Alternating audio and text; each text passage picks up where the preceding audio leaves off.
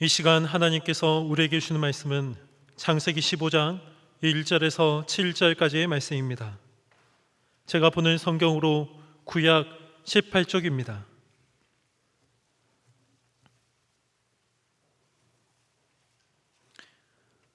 하나님의 말씀을 봉독하겠습니다. 이후에 여호와의 말씀이 환상 중에 아브람에게 임하여 이르시되, 아브람아, 두려워하지 말라. 나는 내 방패요 너의 지극히 큰 상급이니라. 아브람이 이르되, 주 여호와여, 무엇을 내게 주시려 하나이까? 나는 자식이 없사오니 나의 상속자는 이 다메섹 사람 엘리에셀이니이다. 아브람이 또 이르되, 주께서 내게 씨를 주지 아니하셨으니 내 집에서 길린 자가 내 상속자가 될 것이니이다. 여호와의 말씀이 그에게 임하여 이르시되, 그 사람이 내 상속자가 아니라 내 몸에서 날 자가 내 상속자가 되리라 하시고, 그를 이끌고 밖으로 나가 이르시되, 하늘을 우러러 뭇별을 셀 수 있나 보라. 또 그에게 이르시되, 내 자손이 이와 같으리라. 아브람이 여호와를 믿으니 여호와께서 이를 그의 의로 여기시고, 또 그에게 이르시되, 나는 이 땅을 내게 주어 소유를 삼게 하려고 너를 갈대아인의 우르에서 이끌어낸 여호와니라. 아멘. 여러분이 보고 계신 이 그림은 무슨 그림으로 보이십니까? 오리의 얼굴로 보이십니까? 아니면 토끼의 얼굴로 보이십니까? 그림은 하나인데 보는 사람의 시각에 따라 어떤 사람에게는 오리의 얼굴로, 어떤 사람에게는 토끼의 얼굴로 보일 것입니다. 같은 그림을 보면서도 다른 그림을 봅니다. 여러분이 보신 이 그림은 논리 철학자 비트겐슈타인의 오리 토끼 그림이라는 겁니다. 사람에 따라 시각의 차이가 있다는 말입니다. 사람은 자기의 잣대로 세상을 바라본다는 의미이기도 합니다. 사람마다 세상과 사건과 사물을 바라보며 자기 나름대로 해석을 합니다. 같은 대상을 보더라도 받아들이는 마음 자세가 다르면 다르게 보입니다. 다르게 해석합니다. 해석이 다르면 의미도 달라지고 그 또한 그에 따른 선택과 결과도 달라집니다. 믿음은 하나님의 관점으로 세상을 바라보고, 하나님의 관점으로 사건을 바라보고, 하나님의 관점으로 사물을 보는 것입니다. 하나님과 연관지어 세상을 바라보고 사건을 바라보고 사물을 바라보는 것입니다. 하나님의 주권과 뜻을 생각하며 세상을 바라보고 사건을 바라보고 사물을 바라보는 것입니다. 그렇지만 우리는 언제나 하나님의 관점으로만 세상을 바라보지 못합니다. 하나님을 향한 믿음이 흔들리기 때문입니다. 믿음이 없는 것은 아닌데 마치 믿음이 없는 사람인 것처럼 걱정하고 불안해하고 두려워합니다. 오늘 본문에 등장하는 아브라함이 그랬습니다. 믿음의 조상 아브라함의 믿음이 언제나 온전하고 완벽했던 것은 아닙니다. 전쟁에서 승리해서 포로가 된 자기 조카 롯을 구한 지 얼마 되지 않아 아브라함에게 하나님의 계시가 임했습니다. 하나님의 말씀이 환상 중에 아브라함에게 임했습니다. 하나님은 아브라함에게, 아브라함아, 두려워하지 말라. 나는 내 방패요 너의 지극히 큰 상급이라. 그렇게 말씀하셨습니다. 아브라함에게 하나님이 두려워하지 말라 말씀하셨어요. 무슨 말입니까? 아브라함이 두려워하고 있다는 얘기죠. 아브라함이라고 해서 두려움이 전혀 없었던 것이 아닙니다. 큰 전쟁에서 승리했지만 이제 주변 나라들의 견제와 보복이 두려웠던 것입니다. 그렇습니다. 사람에게는 두려움이 있습니다. 아담과 하와가 태초에 선악과를, 에덴 동산에서 선악과를 따먹기 전에는 두려움이 없었습니다. 두려움이라는 것을 몰랐습니다. 그런데 선악과를 따먹은 후에 하나님을 두려워하기 시작했죠. 그래서 그때부터 두려움이 생겼습니다. 두려움이 예고 없이 찾아오는 것입니다. 우리는 이 세상을 살면서 두려움을 겪을 때가 있습니다. 신앙을 가진 사람이든 신앙을 갖지 않는 사람이든 모두 두려움 때문에 고통을 겪습니다. 그러나 신앙을 가진 사람과 신앙을 갖지 않은 사람의 차이는 두려움을 어떻게 극복하느냐입니다. 신앙을 가진 사람은 하나님을 믿고 의지함으로 하나님이 함께 해주심으로 하나님이 도와주심으로 두려움을 물리치며 극복합니다. 하나님께서 두려워하고 있는 아브라함에게 찾아오셨습니다. 아브라함을 도와주시기 위해서죠. 하나님은 전쟁을 통해 하나님께서 아브라함의 방패가 되어주시고 전쟁을 승리하게 하시며 어느 누구도 두려워할 필요가 없는 이유를 아브라함에게 명백하게 말씀하셨습니다. 그러나 아브라함에게 두려워하고 불안해할 이유가 있었습니다. 창세기 12장 2절을 보면 하나님께서 아브라함에게 크게 세 가지 약속을 하셨습니다. 첫째는 아브라함으로 큰 민족을 이루게 하시겠다는 약속입니다. 둘째는 하나님께서 아브라함에게 복을 주시어 아브라함의 이름을 창대케 해주시겠다. 셋째는 아브라함은 복이 될 것이다는 약속입니다. 그렇지만 그렇게 하나님께서 약속하신 후 상당한 시간이 지났습니다. 아브라함과 사라는 점점 더 늙어가고 약속은 언제 성취될지 모르고 재산은 늘어났지만 누구에게 대를 잇게 해야 할지 불안해지기 시작한 것입니다. 그래서 하란을 떠날 때 하나님이 아브라함에게 주신 자식에 대한 약속이 성취되지 않을 수도 있다는 불안과 두려움이 아브라함에게 엄습한 것입니다. 불안한 아브라함에게 하나님이 찾아오셨고 아브라함은 하나님께 이렇게 질문합니다. 본문 2절 3절입니다. 아브라함이 이르되 주 여호와여 무엇을 내게 주시려 하시나이까? 나는 자식이 없사오니 나의 상속자는 이 다메섹 사람 엘리에셀이니이다. 아브라함이 또 이르되 주께서 내게 씨를 주지 아니하셨으니 내 집에서 길린 자가 내 상속자가 될 것이니이다.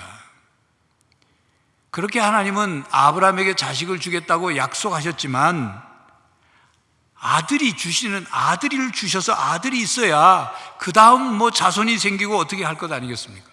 그러니 아브라함은 본문 2절에서 주 여호와여 무엇을 내게 주시려 하나이까? 나는 자식이 없습니다 라고 안타까움을 고백한 것입니다. 사실 하나님께서 아브라함에게 많은 자손을 두게 될 것이라는 약속을 이미 오늘 15장 이전에도 3번씩이나 말씀하셨습니다. 12장 2절에 내가 너로 큰 민족을 이루고 내게 복을 주어 내 이름을 창대하게 하리니 너는 복이 될지라. 큰 민족을 이루게 했다 약속하셨죠. 12장 7절 여호와께서 아브라함에게 나타나 이르시되 내가 이 땅을 내 자손에게 주리라. 아브라함은 지금 자손이 없는데 자손에게 주리라 하셨어요. 13장 16절에도 내가 네 자손이 땅에 티끌 같게 하리니 사람이 땅에 티끌을 능히 셀 수 있을진데 네 자손도 세리라. 하나님이 그렇게 말씀하셨지만 아브라함은 자신과 사라가 점점 늙어가는데 자식이 태어날 기미가 전혀 보이지 않으니까 불안해졌고 하나님의 약속을 기다리다가 엘리에셀이라는 종을 상속자로 지명하려고 한 것입니다. 그런 아브라함에게 하나님께서 말씀하시죠. 4절 5절입니다. 여호와의 말씀이 그에게 임하여 이르시되 그 사람이 내 상속자가 아니라 네 몸에서 날 자가 내 상속자가 되리라 하시고 그를 이끌고 밖으로 나가 이르시되 하늘을 우러러 무뼈를 셀 수 있나 보라. 또 그에게 이르시되 내 자손이 이와 같으리라. 하나님께서 아브라함에게 엘리에셀, 그 종인 엘리에셀이 너의 상속자가 아니다. 너와 사라의 몸에서 태어나는 자식이 상속자가 될 것이다. 그거 알려주셨어요. 그리고 하나님은 아브라함을 이끌고 밖으로 나갔어요.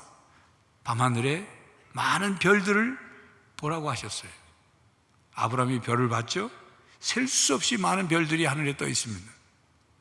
그 밤하늘에 셀 수 없이 많은 별들처럼 아브라함의 자손도 그와 같을 것이다. 하나님이 말씀하신 것입니다. 아브라함은 하나님의 말씀을 믿었습니다. 하나님께서 말씀하신 약속을 다시 믿었습니다. 하나님께서 하신 말씀이 그대로 이루어질 것을 믿고 신뢰하였습니다. 그래서 아브라함의 마음속에 부정적인 마음, 불안과 두려움이 사라졌습니다. 본문 6절과 7절에 보면 아브라함이 여호와를 믿으니 여호와께서 이를 그의 의로 여기시고 또 그에게 이르시되 나는 이 땅을 내게 주어 소유를 삼게 하려고 너를 갈대아인의 우르에서 이끌어낸 여호와니라 말씀하십니다. 아브라함이 하나님을 믿었고 하나님이 이를 아브라함의 의로 여기셨다 하십니다. 여기서 아브라함이 하나님을 믿었다는 것은 무엇을 말씀하는 것일까요? 다른 말로 질문을 하면 하나님께서 아브라함의 무엇을 보시고 하나님을 믿는 것으로 보시고 의로 여기셨을까요? 하나님이 말씀하시니 믿는 것입니다. 하나님이 지금 아브라함에게 말씀하시는 시점에도 아브라함에게는 아무런 물증이 없습니다. 사라의 몸에 무슨 임신의 징조가 있지도 않습니다. 어떤 현상도 없습니다. 다만 하나님의 말씀만 있어요. 아브라함은 하나님의 말씀을 의지하여 믿었습니다.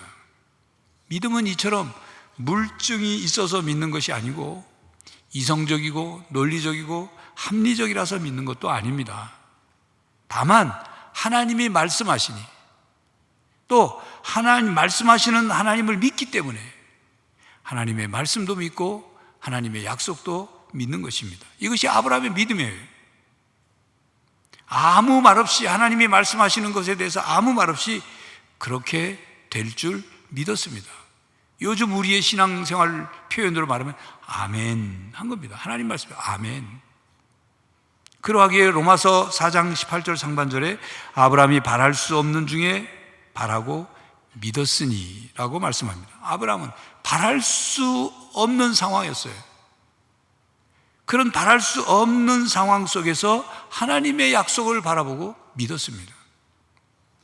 이처럼 믿음은 불확실한 세상 속에서 불분명한 노정을 따라 알지 못하는 미래를 향하여 가고 있는 나를 위해 베풀어 주시는 하나님의 신실하심을 확신하는 것입니다. 그렇게 믿음은 하나님의 신실하심이 나를 어떻게 인도하시는지를 보는 눈입니다. 믿음으로 하나님의 말씀을 보고 믿음으로 하나님의 인도하심을 보는 거예요. 그동안 아브라함의 삶에서 하나님을 원망하는 말이나 모습을 전혀 찾아볼 수 없다는 것을 아십니까? 사람이 어려운 상황에 처하거나 약속이 늦어져 답답해지거나 현재의 상황을 이해할 수 없을 때 하나님을 원망합니다. 주위 사람들을 원망합니다. 그런데 아브라함은 원망하는 말을 하지 않았습니다. 하나님을 원망하는 것은 곧 불신으로 이어지기 때문입니다. 원망은 원망으로 끝나지 않습니다. 믿지 못하기 때문에 원망하는 것입니다. 믿지 못하기 때문에 현재 겪고 있는 상황이 불안하고 답답하고 고통스럽고 절망스러운 것입니다. 그러니 원망하는 거예요. 믿으면 원망하지 않습니다. 여러분, 이집트에서 해방되어 가나안 땅으로 향해 가던 이스라엘 백성들이 광야 길에서 틈만 나면 하나님께 모세에게 원망한 걸 아시죠? 이스라엘 백성들이 하나님을 원망할 때마다 하나님이 어떻게 하셨습니까? 그들을 책망하고 진노하셨어요. 특히 가데스 바네아에서 정탐꾼 12명을 보냈는데 돌아온 10명, 12명 중에 10명이 보고를 했죠. 그 보고를 듣고 이스라엘 백성들이 완전 뒤집어졌습니다. 그래서 하나님을 원망하고 모세를 원망합니다. 하나님이 어떻게 하셨어요? 그들을 가나안 땅에 못 들어가게 하신다고 하셨고 광야에서 다 죽을 것이라고 말씀. 그대로 됐어요. 그 세대가 다 죽었어요. 하나님을 믿지 않고 불평하고 원망했기 때문이죠. 믿음 없는 말과 믿음 없는 행위를 했기 때문입니다. 아브라함이 하나님을 원망했다는 기록은 없습니다. 아브라함은 자신이 경험한 하나님에 대한 믿음을 잊지 않으려고 했습니다. 그리고 그 믿음 위에 또 다른 믿음을 쌓았습니다. 그 믿음 위에 다른 믿음을 이어붙였습니다. 그리고 그 믿음이 점점 자라가서 하나님의 말씀을 붙드는 거예요. 그 하나님을 바라보는 겁니다. 성도 여러분, 불평하고 원망하는 말만 하지 않아도 믿음을 쉽게 잃어버리지 않습니다. 하나님께 원망하는 말을 하지 않으면 믿음으로 하나님이 하시는 일을 기다릴 수가 있어요. 하나님께 기도하며 하나님을 원망하지 않으면 믿음으로 기도를 계속할 수 있습니다. 그렇게 한 믿음의 기도는 감사와 찬양으로 마무리를 맺을 수가 있는 거예요. 본문 다음 8절 이하에 보면 하나님께서 아브라함의 믿음을 보시고 의로 여기신 다음에 하나님과 아브라함 사이에 언약을 세우셨습니다. 언약을 통해서 하나님에 대한 믿음을 더 견고하게 하셨죠.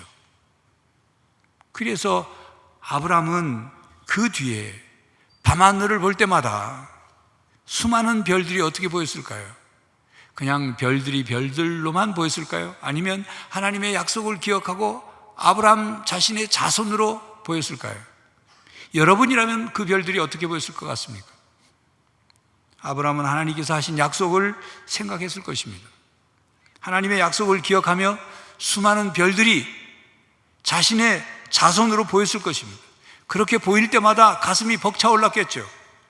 하나님에 대한 믿음을 굳게 붙잡을 수 있었을 것입니다. 오늘 본문 말씀에 하나님께서 아브라함에게 밤하늘의 별들을 바라보라고 하신 말씀은 하나님의 약속을 바라보라는 뜻입니다. 아브라함에게 하나님의 약속을 붙잡으라는 말씀이죠. 하나님은 약속의 하나님이시며 언약의 하나님이십니다. 그리고 그 약속을 지키시는 신실하신 하나님입니다. 그러므로 하나님을 믿는다는 것은 바로 이 신실하신 하나님을 믿는 것이고 하나님의 약속, 하나님의 언약을 믿는 것입니다. 성경에 보면 하나님께서 언약의 표징으로 보여주신 것들이 있습니다. 약속의 징표들이죠. 그 첫 번째가 무지개입니다. 노아 시대의 홍수 심판 이후에 하나님께서 노아에게 다시는 내가 물로 세상을 심판하지 않겠다고 약속하시면서 언약의 표징으로 무지개를 보여주셨습니다. 그래서 우리는 무지개를 보면서 바로 하나님의 언약을 떠올리죠. 십자가도 마찬가지입니다. 우리는 십자가를 볼 때마다 우리를 대신하여 죽으신 예수님의 사랑과 희생, 사죄의 은혜와 구원의 은혜를 기억합니다. 그리고 그 은혜에 감사드리죠. 예수님께서 제장하신 성찬식의 떡과 포도주 마찬가지예요. 성찬의 떡과 포도주를 받으며 먹고 마실 때마다 예수님의 몸과 피를 기억합니다. 그리고 예수님의 피로 세운 새 언약을 기념합니다.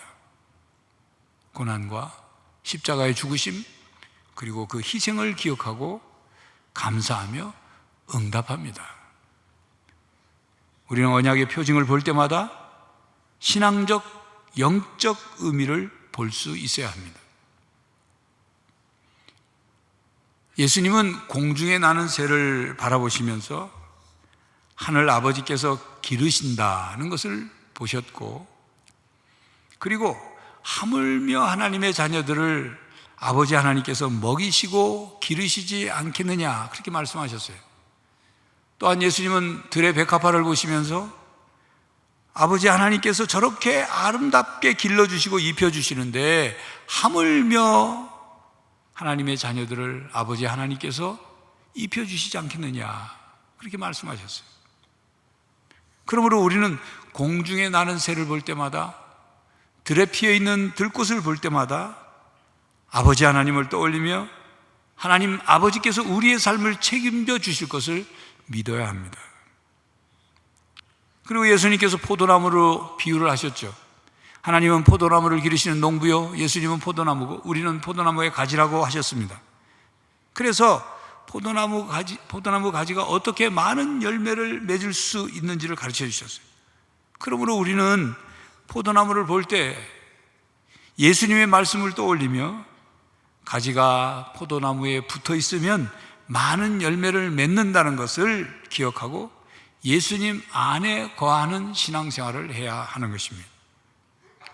성경에서 말씀하시는 양을 볼 때 목자를 떠올리며 바라보고, 질그릇을 볼 때 토기장이신 하나님을 바라보고, 성전을 바라볼 때 고린도전서 3장 16절에 있는 말씀처럼 우리는 하나님의 성전이며 하나님의 성령이 거하시는 거룩한 전임을 깨닫고 성령 하나님이 우리 안에 계신다는 사실을 믿어야 합니다.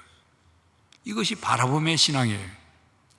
바라봄의 원리를 알고 하나님의 관점에서 예수님의 말씀을 따라 바라보면 바라봄의 능력이 나타나고 바라봄의 은혜가 임하고 바라봄의 열매가 맺혀집니다. 이와 같이 우리가 무엇을 바라볼 때 하나님의 말씀을 의지하여 바라보고 예수님의 말씀을 기억하여 바라보고 하나님의 약속과 뜻을 생각하며 바라봐야 합니다. 하나님은 아브라함에게 밤하늘을 우러러 무별을 보라고 하셨습니다. 그리고 무별처럼 많은 자손을 주실 것을 다시 약속하셨습니다. 아브라함은 반복하여 약속하시는 하나님의 말씀을 들었습니다. 하나님은 아브라함이 그 약속을 믿기를 원하셨습니다. 아브라함은 하나님의 말씀을 의지하여 믿었고 밤하늘의 별을 보았습니다. 그 별들이 아브라함의 자손으로 보였을 것입니다. 큰 민족을 이루고 하나님의 백성을 이루는 것을 보한 거죠. 성도 여러분, 세상을 바라보고 사건을 바라보고 사물을 바라볼 때 하나님을 인정하십시오. 하나님을 기억하십시오. 하나님과 연관지어 생각하십시오. 하나님의 절대 주권을 인정하고 하나님이 세상을 주관하고 계시다는 사실을 믿으십시오.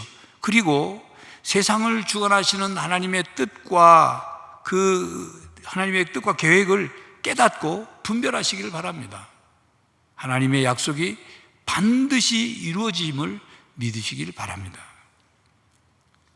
믿음이란 비록 나의 앞길이 나에게는 밤과 같이 어둡게 보일지라도 하나님께서는 한치의 오차도 없이 나의 앞길을 내다보시고 나를 인도하실 수 있음을 기억하는 것입니다. 아브라함은 자신의 삶의 상황과 미래가 어두운 밤과 같았습니다. 그러나 하나님께서는 밤하늘에 빛나는 별들을 바라보게 하셨고 그 별들처럼 수많은 자손들을 주실 것을 약속하셨습니다. 아브라함은 그렇게 말씀하시는 하나님의 말씀을 믿고 받아들였습니다.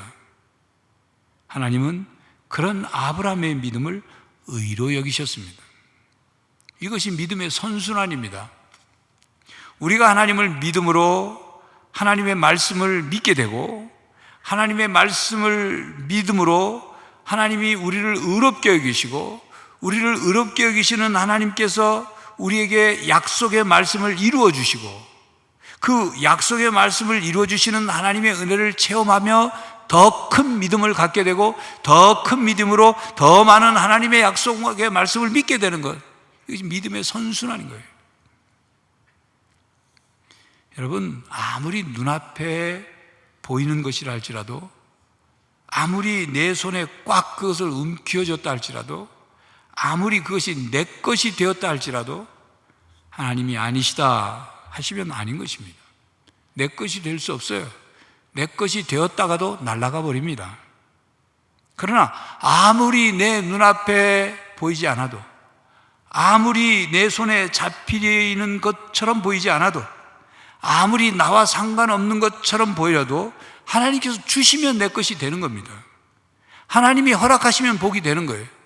하나님이 주시면 은혜가 되는 거예요.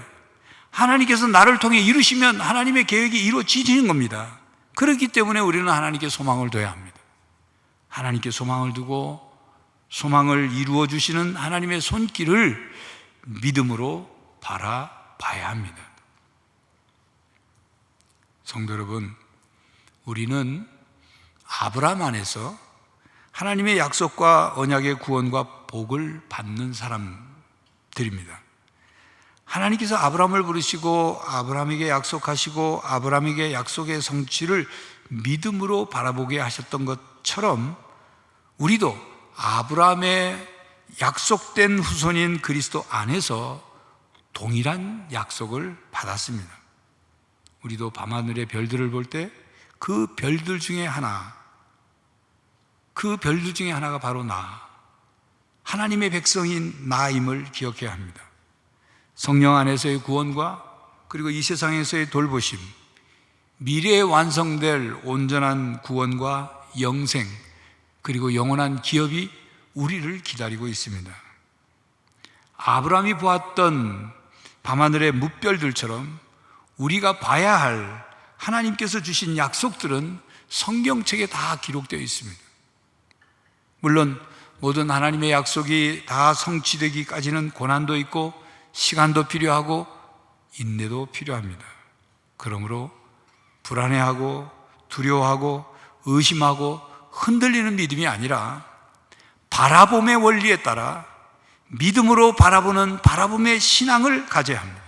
하나님 안에서, 예수 그리스도 안에서 하나님의 약속의 말씀을 믿음으로 바라보고 약속이 이루어지기를 믿음으로 바라봐야 하는 것입니다. 믿음으로 기다려야 하는 것입니다. 성도 여러분, 날마다 하나님께서 행하시는 손길을 믿음으로 바라보는 바라봄의 신앙이 여러분들에게 충만하시기를 간절히 바랍니다. 기도하겠습니다. 하나님, 혼탁하고 어둡고 미래가 확실치 않은 우리의 삶의 현장에서 하나님을 바라봅니다. 하나님께 소망을 둡니다. 하나님의 약속을 붙잡고 하나님의 말씀을 붙잡고 믿음의 눈을 떠 바라봅니다. 하나님, 믿음으로 바라보는 저희들에게 그 약속이 이루어지게 하여 주시옵소서. 하나님의 약속이 우리의 삶 속에 이루어짐으로 우리가 바라봄의 신앙으로 우리의 삶을 승리로 이끌게 하여 주시옵소서. 예수 그리스도의 이름으로 기도하옵나이다. 아멘. 성도 여러분, 불안하십니까? 답답하십니까? 두려우십니까? 말씀하시고 약속하시며 이루어주시는 신실하신 하나님을 바라보십시오. 하나님을 믿으십시오. 하나님께 소망을 두십시오. 하나님의 약속의 말씀을 항상 바라보고 믿고 바라보며 신앙으로 살아가는 성도들이 되시기를 간절히 바랍니다. 지금은 우리 주 예수 그리스도의 은혜와 하나님 아버지의 사랑과 성령 하나님의 교통하심이 바라봄의 신앙으로 승리하며 살고자 다짐하는 모든 성도들과 가정과 삶의 현장 위에 이제로부터 영원히 함께 하시기를 간절히 축원하옵나이다. 아멘.